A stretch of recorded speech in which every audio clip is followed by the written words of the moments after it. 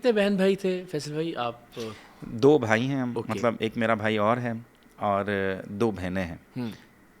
तो ईदी साहब का सबसे ताल्लुक बच्चों से एक जैसा था, या होता ना कोई ज़्यादा लाडला कोई ज़्यादा नहीं, करीब? ईदी साहब में फ़र्क नहीं था। ईदी साहब सबको पसंद करते थे। ईदी अच्छा। साहब सबको जो है वो चाहते थे।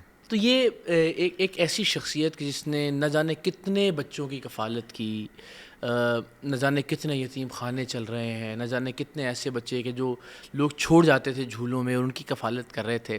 तो उस एतबार से आप समझते हैं कि वो जो एक वालिद का प्यार था वो बट गया उन तमाम बच्चों में, कहीं ऐसा हुआ, उसका एहसास हुआ कभी आपको? नहीं, नहीं, कभी हमने शिकायत की नहीं। मम्मी से शिकायतें रहती थी, अच्छा। हालाँकि मम्मी हमें ज़्यादा टाइम देती थी, लेकिन मार बहुत पड़ती थी मम्मी की तरफ से, क्योंकि हम आवारागर्दी करते थे, स्कूल में ध्यान नहीं होता था पढ़ाई में। सही।